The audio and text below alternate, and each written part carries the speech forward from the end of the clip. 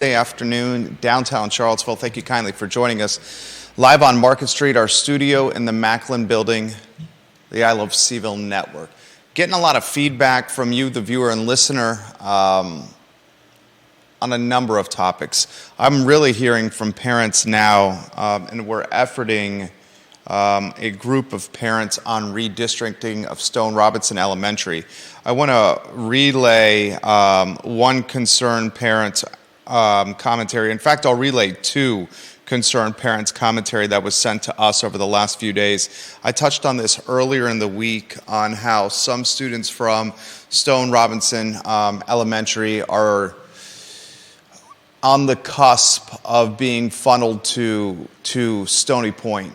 And this has impacts on children, lifelong friendships, socialization, development, levels of comfort in school. One mom in particular, her commentary to me has really resonated. I'll relay that live on air to you without utilizing her name. I have invited her and some other concerned parents on the program, and we'll see if we can make that happen.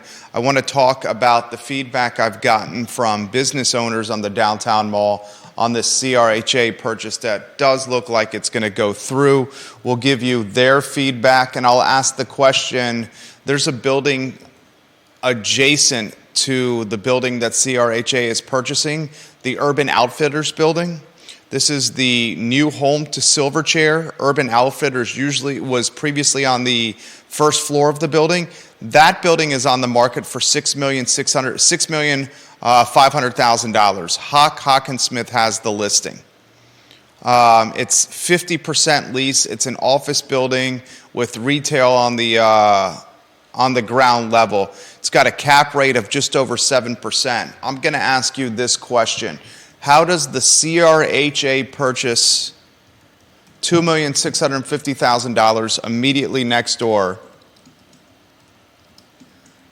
impact the potential sale of the Urban Outfitters building that is 50% empty, 50% occupied? I think that's a fair question. Will a potential suitor or buyer for 316 East Main Street, which is 28,569 square feet, the previous home of Silverchair that is, for the most part, gone remote, Urban Outfitters hasn't been on the ground floor in some time, will this building's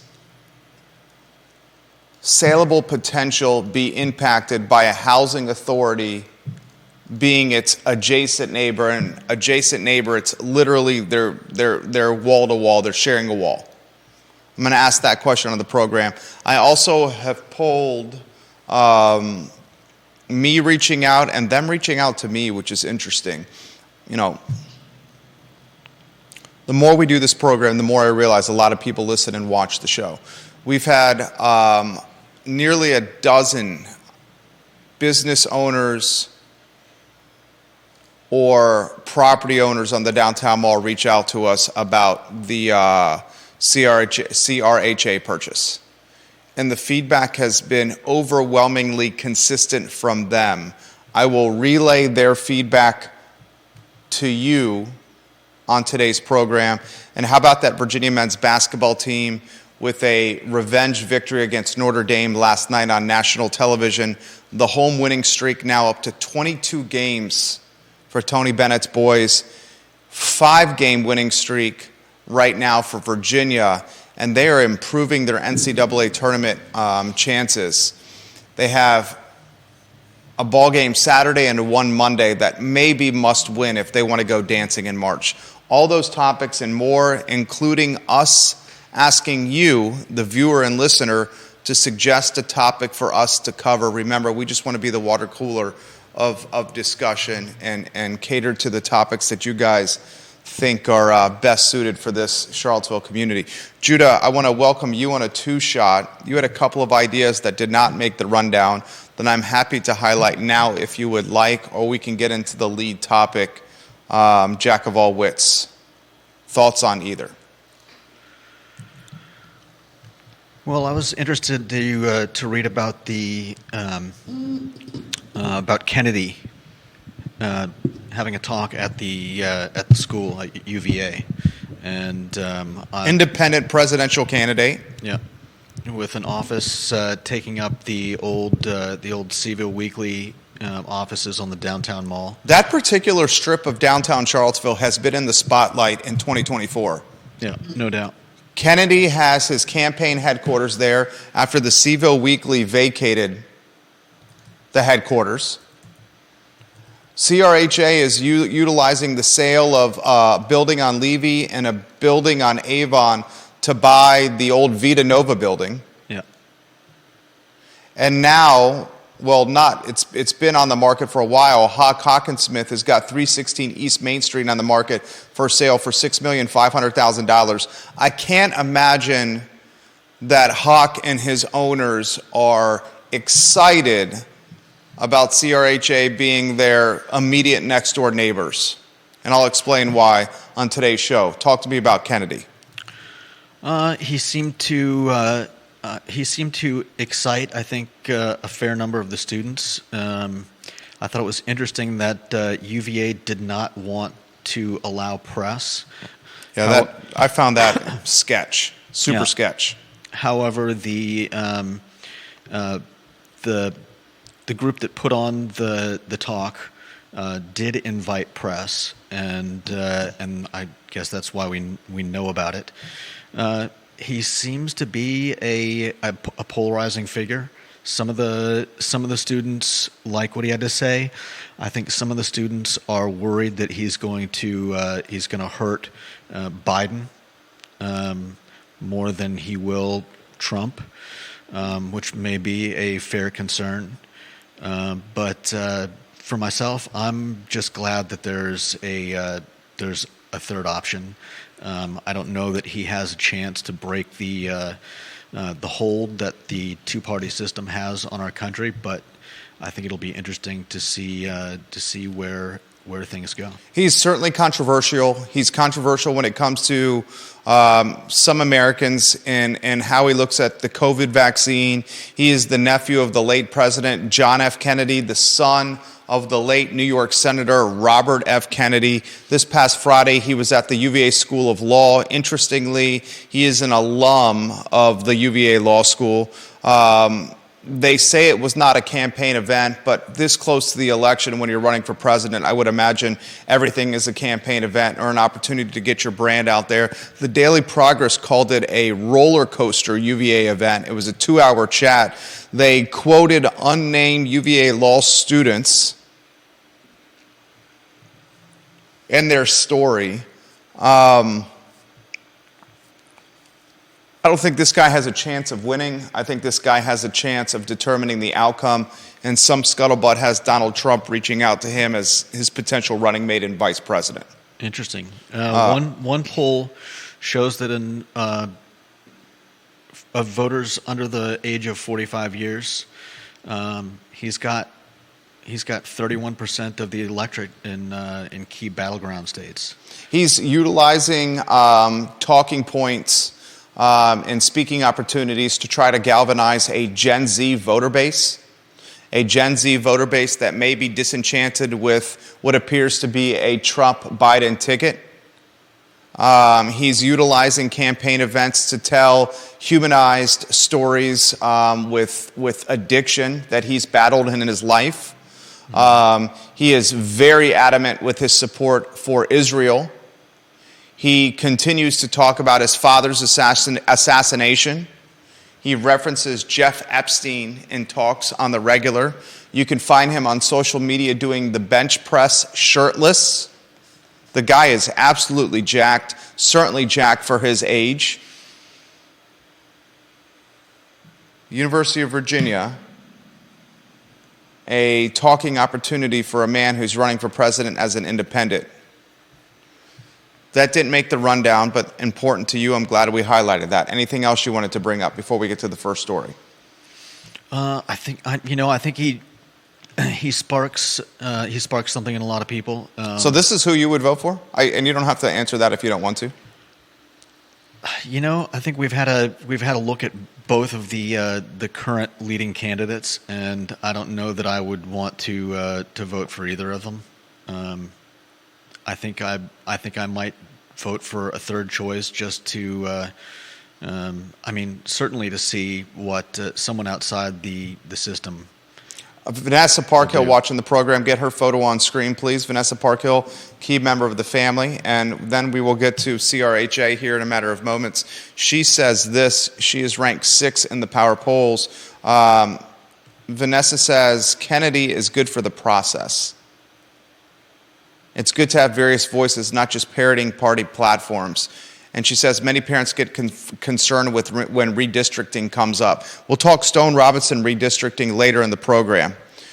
Carol Thorpe watching the program, and she has a topic for the viewer-listener grab bag that maybe you could put down on a pad that we can get to later in the show. She said she watched the last City Council meeting video again, and it turns out that the approval for the purchase of this building by City Council has not yet been voted on, but was put on the consent agenda for their next meeting. This means members of the public who oppose the purchase can speak before the consent agenda vote is taken. If enough people show up in opposition, it is possible to pressure City Council to remove it from the consent agenda for a vote. Please let your audience know.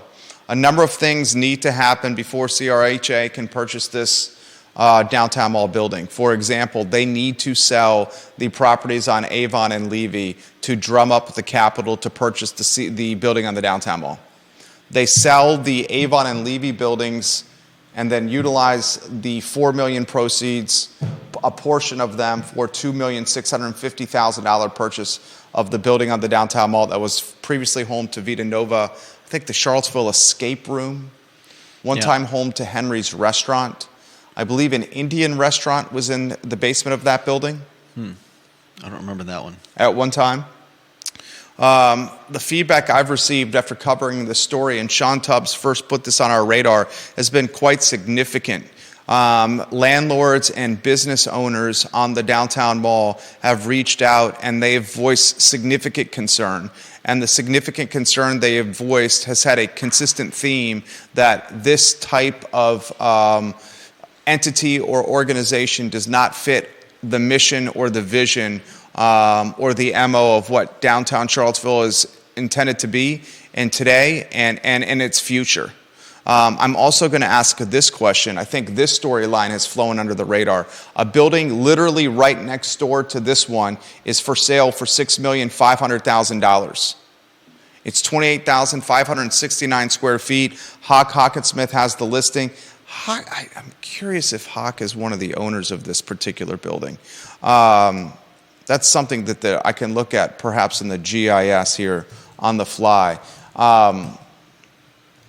Do you think that has a positive or negative or neutral impact on the sale of the building immediately next door to it? I think if I had to guess, I would say it would be more of a negative, depending on how the CRHA utilizes the building. I could see, potential buyers or renters of the property next door, wondering about what type of foot traffic they're going to be seeing in and around their store due to this, or just feeling like it's not a good fit for whatever they plan on doing there. Biggs Hardware Store LLC owns the building next door to the building that CRHA is going to purchase. That's the Urban Outfitters building. For the sake of simplicity with this talk show, I'm going to refer to these two buildings with this kind of description. The Urban Outfitters building is the one that's for sale for $6,500,000 asking price. Yeah, next door. The other building I'll call the CRHA building, because I think this is a slam dunk. I understand that this still needs some, needs to clear some red tape, as Carol has pointed out, but this is a slam dunk that this is going to happen. So I'm going to call it Urban Outfitters or the CRHA building. The owner of Urban Outfitters is an LLC. The LLC's name is Biggs Hardware Store LLC. They purchased the building, according to the Charlottesville GIS, for $6 million. They're asking $6,500,000. That's not a ton of return on investment considering the carrying costs and the fact that this building has been vacant for an extended period of time, or at least portions of it. Yeah. Biggs Hardware Store LLC is a Virginia domestic limited liability company, which was filed on December 4th, 2013. The company's filing status is active, and the registered agent on file for this company is Ashley Pivonka, Pivonka, which her office is located at 414 Park Street, Charlottesville, VA. The company's principal address is 1625 Pose Lane. God, this is so crazy. The interwebs is so crazy. I'm going to take 1625 Pose Lane and put it in the GIS on the fly on the show here.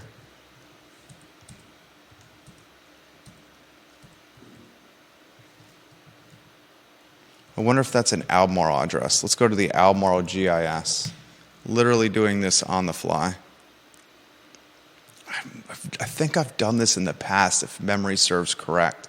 1625 Pose. Yep, it's an Albemarle address. I'm clicking search on and bingo. That is Hawk's building. So Hawk is your owner and listing agent. And it took me all of 3 minutes live on a talk show to figure that out. The interwebs is a scary, scary place, the amount of information. So your listing agent is your owner. It's a fantastic building. I'll offer my opinion. It's a straightforward opinion. I've never shied away from giving my opinion on this talk show, even if it may ruffle some.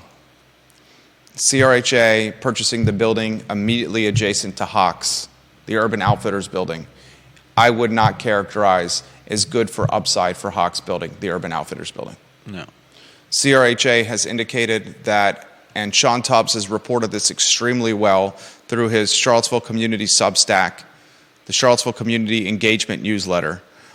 He has indicated in the newsletter that came up yesterday, which you did a hell of a job on, Sean. I hope people hear you or hear me giving you props, or you hear that I'm giving you props. He's reported in his community Substack that the apartments on the top level of this building will be converted to affordable housing. There are 3 units, according to his community Substack, 3 bedroom apartments. So a total of 9 bedrooms on the top floor of the CRHA building. And they will be converted in some capacity to housing affordability. I would not say that's great for the building next door. The CRHA building is 22,000 square feet, mixed-use development with 3 commercial spaces and 3 dedicated office spaces. The office spaces will become the CRHA headquarters, and the commercial spaces, from what we're being told by board members, are going to be an incubator of sorts at ground level. The property owners on downtown Charlottesville that watch and listen to the show, and the business owners that watch and listen to the show, have indicated to me that this does not fit the vision of what downtown Charlottesville was intended to be. I'm relaying information to you, the viewer and listener. The building, for the most part, will be closed at 5 o'clock, Monday through Friday, and will not generate the business or foot traffic or disposable income spending that the remaining of downtown Charlottesville needs. That's another thing that's been relayed to me by viewers and by property owners and business owners in downtown Charlottesville. I get to comments. Bill McChesney, in jest, says they probably will put a vape shop on the ground level. Let's hope we don't get another vape shop. We have a proliferation of vape shops. We need no more vape shops. Maybe one of the last few retail options that have success are vape shops, which is terrifying. What are the types of retail businesses that are having success in Charlottesville?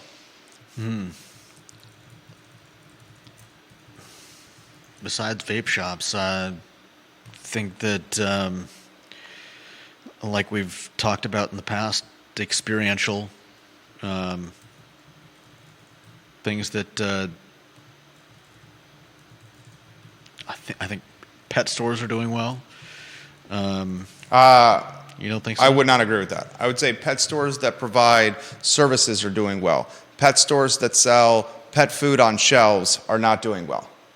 Pet stores that provide grooming that cannot be cannibalized by the internet are doing well. Self-serve dog washes, pet stores that provide perhaps boarding services, training services, those are doing well. What Patty's doing at Animal Connection seems to be working because she's providing an omni-experiential model, which I've highlighted previously. I think what Monique Moshier is doing at The Happy Cook is brilliant, where she does these cooking classes and provides education. Yep. But if it was just selling kitchenware at a store, their price point could not compete with what's on the internet. Why they have success is because of this kitchen school that they've purchased and the education that they provide their customers. Holly Foster, get her photo on screen, please. She's the queen of Henrico. She is number 20 in the polls, and her star is rising. She said, if I was going to spend $6.5 million on a building, I would first want to know exactly what the final plans are for it. That's a lot of money to be next to a building that we're not sure what the use of that building is. No doubt. And another thing you've got to consider, Holly, that's a fantastic point by you.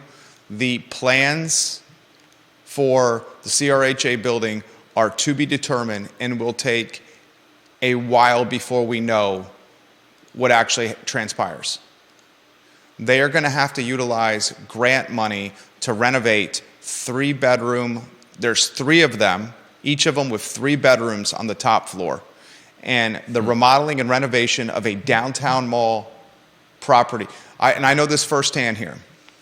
The remodeling and renovation of property on the downtown mall is extremely expensive. It's more expensive than just general remodeling. You know why that is, Judah? I don't. Very few remodeling companies will work on projects in downtown Charlottesville because parking is difficult for their workers and their trucks.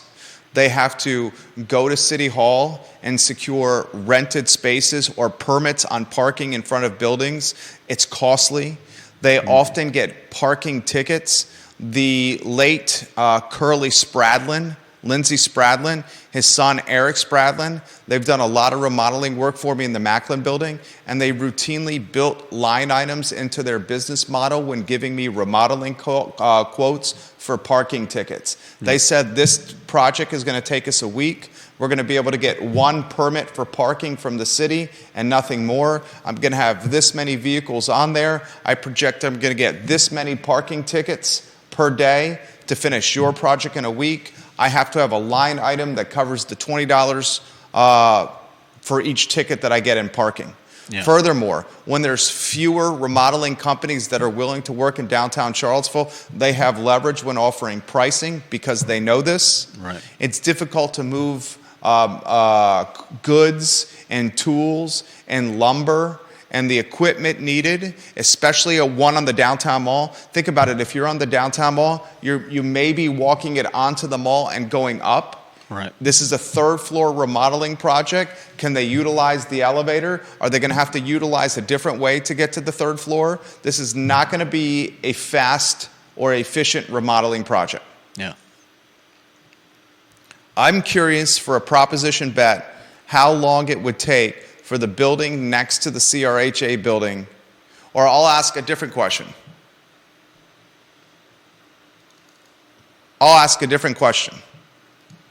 How long will it take?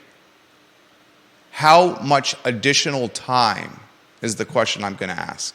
How much additional time is added to the sale of this building because of the purchase of the one next door? Fair question. Philip Dow says arts and crafts, cooking and spices, small businesses are doing well.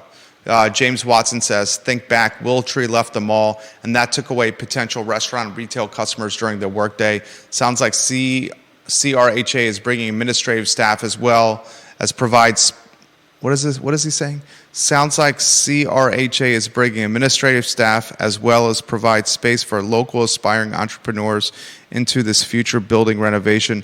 Essentially, that's partly what code and other offices bring to the mall. Sounds like a small amount of the space would be renovated for living space. From a planning perspective, it makes sense to have a mixed-use facility downtown as opposed to an empty building that's been vacant for nearly as long as the Kmart building.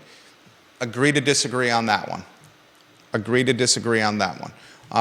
The demographic has got to fit the businesses that also are alive and existing on the mall.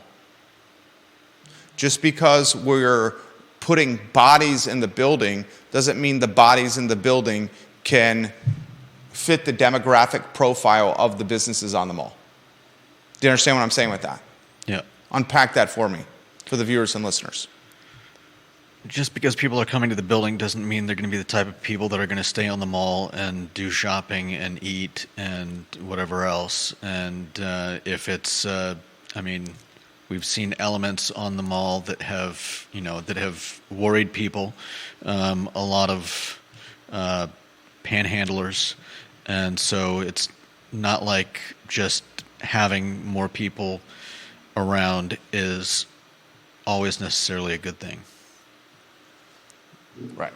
Bodies do not transition to success or translate to success. He also references the Willow Tree staff that left downtown Charlottesville, and that impacted traffic on the mall 100%. Yeah. But I wouldn't say comparing the Willow Tree staff to the bodies that will be in this building are apples to apples comparison because of the pay scale at Willow Tree. John Blair watching the program, he says Taste of India used to be downstairs in that building. Taste of India, thank you. Yeah. They still have a location open in Stanton. Thank you, John Blair. So I'm relaying what is being relayed to me by building owners, landlords, and businesses in downtown Charlottesville. This from Deep Throat. He says 316 East Main Street versus 310 and 312 East Main Street are an interesting comparison. So he's comparing the Urban Outfitters building to the CRHA building. 316 is 65% larger, but asking 145% more. But 316 is 50% leased, unlike 310 and 312. And on LoopNet at that price, they say a 7.1% cap rate. 316 is a charming old building with tenants. 310 to 312 is an eyesore with a challenging layout. $6.5 million is below assessment, by the way, by more than 310, 312 traded below assessment. Good analysis right there from Deep Throat. He also says it will be an extremely long road to renovate CRHA building. Extremely long. I 1,000% agree with that. 1,000% agree with that. You have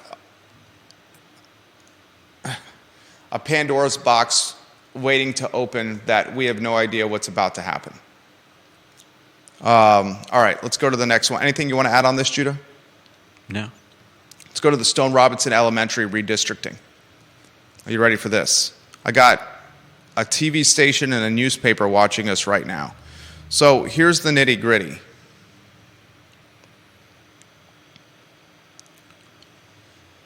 Students at Stone Robinson Elementary in Keswick are on the cusp of being redistricted out of the school. And where they are headed, Stony Point is already at or near capacity. So parents at both Stone Robinson and Stony Point are reaching out to us, angry, concerned, and in the process of organizing. This is the commentary sent by one parent to us yesterday that resonated with me. I have since invited her on the show. Hello, Jerry. We have an important local story that we'd love your help bringing attention to. Albemarle County Public Schools are currently attempting to redistrict many students across the county. They are trying to move students unnecessarily from Stone Robinson Elementary to Stony Point Elementary. There are students that need to move to Stony Point from overcrowded schools like Baker Butler. Stone Robinson Elementary is currently not overcrowded. The committee has admitted that if the students from Baker Butler and Stone Robinson go to Stony Point, that Stony Point will be over capacity. and that concessions will be made. However, they will not admit what those concessions are. Also, Stony Point is an old school in need of repair and has 4 overflow trailers. Moving schools is traumatic for children, and our children are living in constant anxiety about leaving their friends and their treasured communities. There was a public meeting last night at Stowe Robertson Elementary. We are happy to speak with you, Jerry. We are happy to answer questions, Jerry, and we're happy to provide the data the committee has provided us. I've since invited this parent on the program. I've gotten a lot of feedback like this from the parents. Redistricting is never fun for anyone. No, you're leaving your friends. Imagine. Is that the best reason they have, is just that some of the schools are over capacity? Because it doesn't, I mean, by that account, it certainly seems as though this is ill-advised and not particularly well thought out. I mean, redistricting happens for a number of reasons. Certain schools get overcrowded for reasons we talked about yesterday. Neighborhoods become popular. For instance, you take the Glenmore neighborhood and you see the Glenmore neighborhood in Keswick, like literally turning over age-wise. A lot of the baby boomers that bought these 3,500, 4,500, and 5,500 square foot houses, they either don't need that much space, they're passing away, or their primary suites were on the second level and climbing up and down stairs has become difficult. Yeah. As a result, the Glenmore neighborhood has become one of the hottest resale neighborhoods in Central Virginia, and the facts justify it. In a 3-year period of time, from the beginning of COVID to now, a lot of the homes in the Glenmore market have appreciated 65, 75, 80, 85%. And this was after a decade of those homes really struggling to sell. As a result of this one neighborhood turning over age-wise, a lot more youth has gone in the neighborhood, which has created more population for Stone Robinson. Mm-hmm. Other examples, Cascadia is extremely popular across from Dardental Park. As Cascadia was built and it was populated, and as it was filled with younger families, the school associated with Cascadia got full.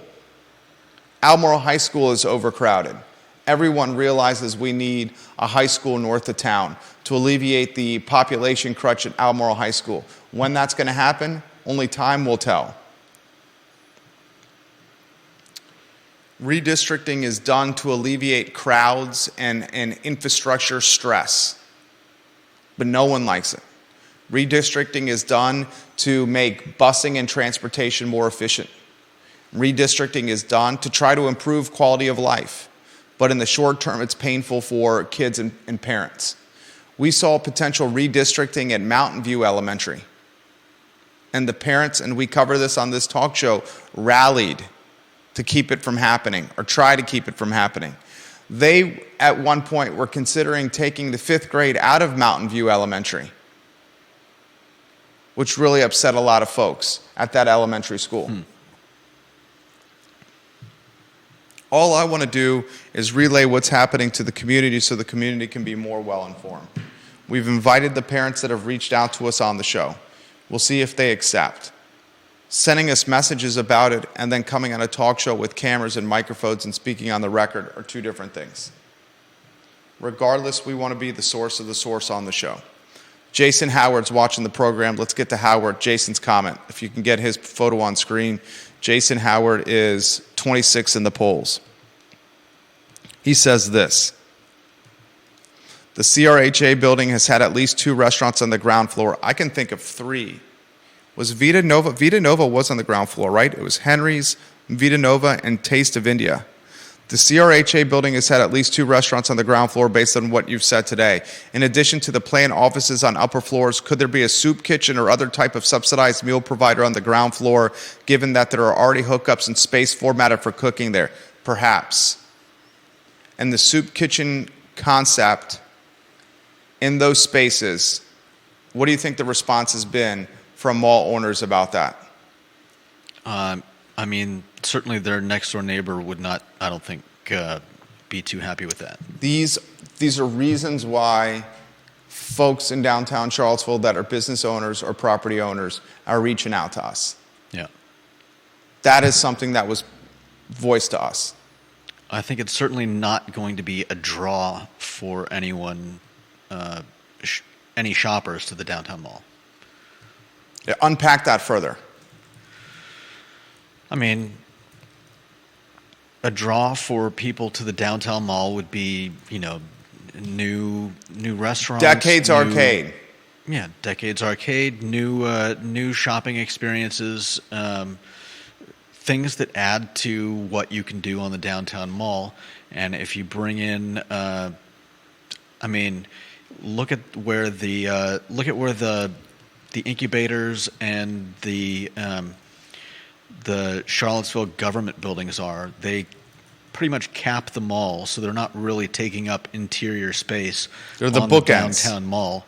You've got you've got the code building at one end. You've got the parking garage and a lot of city services on the other end, and putting a whatever kind of incubator they're thinking of creating, and low-income housing, and potentially a soup kitchen. I don't think that's going to be a draw to anyone coming to the mall. And depending on what type of foot traffic it gets, it may actually be detrimental to the buildings close by it. Judah unpacked what is being sent to me fast and furiously over the last few days. Succinctly well said, Judah. Bill McChesney said, back in the 1990s, I sold all the cabinets in the Water Street studio apartments. All steps up, 3 floors, all on the 3rd floor, solid particle board cabinets. We were able to use a paint lift to get the cabinets up through a window on the 3rd floor. Damn. That does not sound easy. Or fun. Or fun. When you want to install a new HVAC unit in downtown Charlottesville, we've done it right here on Market Street in the Macklin building. It takes about 10 days to 2 weeks to get a permit for a crane to park in front of the building. Yeah. And then a crane, which is an additional cost, is utilized to lift the HVAC unit to the 3rd floor of the building. Mm-hmm. It's literally hanging in the air 3 stories up. No one can walk under or around it. They block off the area. They do it in the early morning hours, like 6:30, 7 o'clock, 7:30 in the morning, so they don't have walking traffic that they have to manage, or less walking traffic. They charge you extra because it's at that time and not during working hours. You're paying for the crane rental and you're paying for the permitting.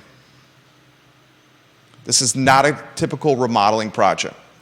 Vanessa Parkhill says this: if Stony Point Elementary is already over capacity, ask yourself why the heck they would shift students to that school. Then ask how much of the changes have something to do with tweaking demographics in each school. Don't think that doesn't play a part. I saw that 30 years ago, and that was long before DEI was the acronym of the day.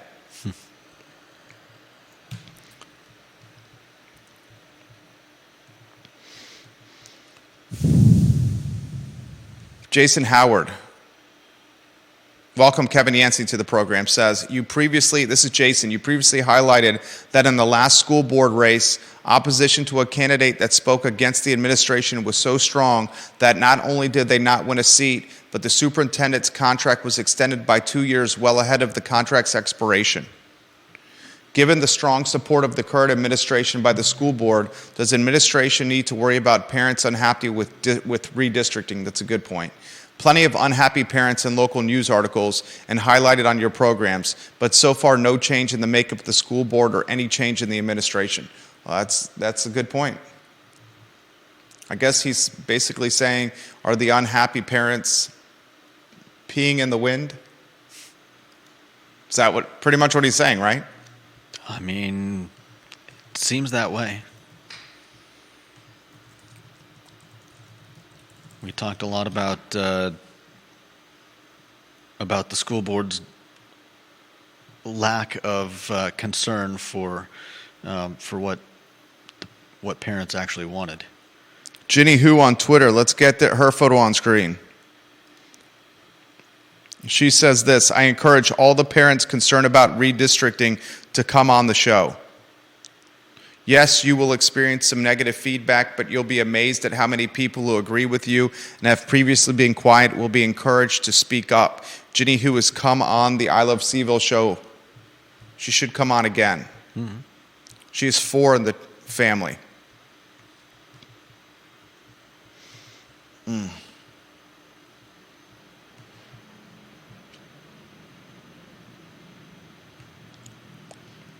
Any of the parents are welcome to come on the show. Carol Thorpe is encouraging people to speak up and speak out before City Council. Ginny says if the administration won't listen, it is never a waste of time to speak up for children. Well said. Appreciate that. Deep Throat is in agreement with Vanessa Parkhill. I was thinking of that demographic point from Vanessa, but if you look, the 2 schools have quite similar demographics, at least at the high level of granularity and the data I can find. Test scores similar too, but my first thought was this was an equity agenda play.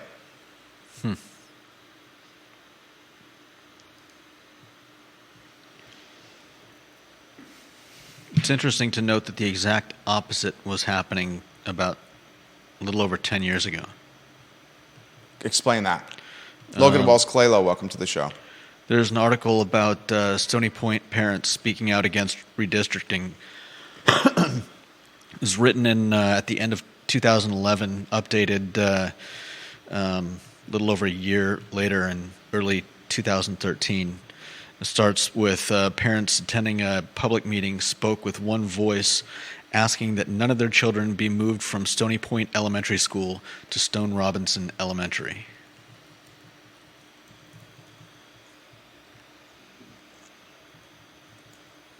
What does that tell you? I think it speaks to a lack of planning, or just I don't know, perhaps a lack of understanding of how to best place people. I don't know. I haven't seen a lot of thought put into planning things out, as we've seen with a lot of schools running out of space, not knowing what to do with students. That's why I'm always so hesitant when people are just like, expand, expand, expand, build more housing, build more housing, build more housing. Right. And the housing proponents are like, build the housing first and then the infrastructure next. That seems so backwards to me.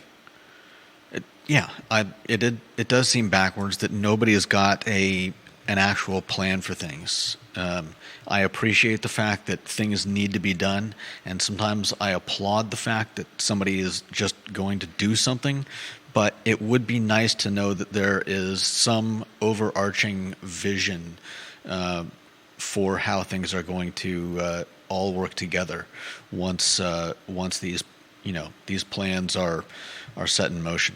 Albert Graves, thank you for the retweet on Twitter. We appreciate you, Albert Graves.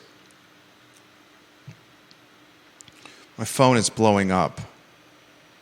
I'm getting this. A perfect example of retail that's successful is the Green Bean Children's Boutique for doing a Meet the Doula and demonstrations, as well as other things for new and current mamas. Ashley is the owner of Green Bean, and she's the absolute best. Her store is operating the way a retail store should do it, and it's providing value to customers that you cannot find on the internet through her in-person presentations and educational seminars. That's from Lauren and Keswick. That's a fantastic comment right there. Appreciate that comment. All right, one other topic quickly I want to get to, and this is an important topic for a number of reasons, including the local economy. 2 weeks ago, the Virginia basketball team was struggling, and many were questioning Tony Bennett. Today, the Virginia basketball team has won 5 straight games, including 22 straight home games. Are they in the NCAA tournament? No, they are not. The national prognosticators have them on the bubble, looking out instead of being invited to the big dance. Can they play their way into the tournament? Yes, they can. They have a game on Saturday and a game on Monday. Must win, perhaps run here on out. But I've said this once and I'll say it again. You're looking at a different basketball team. Reese Beekman is hunting for his offense right now. He looked absolutely fantastic against Notre Dame last night. He is seeking offensive production as opposed to being passive. The inclusion of Jordan Minor into the lineup and the minutes allocated to Jordan Minor create an interior toughness, a rebounding presence, an offensive rebounding presence, a guy who can score in the paint, and a guy who sets fantastic picks for the guards to get off their defender for open looks. Isaac McNeely has less offensive pressure on his shoulders with Beekman scoring, with Minor scoring, with Dunn scoring. Heck, you got guys coming off the bench that we never even thought could offer offensive production to this team. How about Groves last night? 18 points, 6 3-pointers. The guy could not miss a graduate transfer. How about the play last night of Tane Murray? How about Dante Harris and his perimeter production? Coach Bennett told us in the beginning of the season that this would be a work in progress and the team would improve as the season transpired. And some of us in Wahoo Nation were not patient enough with Coach Bennett. And that's a travesty because the guy has earned all the trust in the world. Are we in the big dance? No. Do they have more work they have to do? Yes. But does the team look way better than it did last month? Not even close. And remember, this team does well. Charlottesville's economy does well. Folks go out to the restaurants and bars to support them. So let's hope not only as fans they do well, but let's hope as supporters of the local economy they do well also. They have Clemson on the docket Saturday, 2 o'clock. Miami on the docket Monday, John Paul Jones Arena. Saturday in Death Valley. Monday, Hurricanes in the John Paul Jones Arena. Then they have an extended break until they play the Florida State Seminoles on the 10th of February. All must-win games right now for Virginia basketball. Judah Wickower, Jerry Miller, the I Love CVille Show, the Kyle Miller Show up at 2:15 p.m., I believe with Paul McCarter as Kyle Miller's guest. Is that correct? That is correct. Paul McCarter of Southside Charlottesville, a guy who spoke out against Mountain View Elementary redistricting, is in studio today, 2:15 for the Kyle Miller Show. So long, everybody.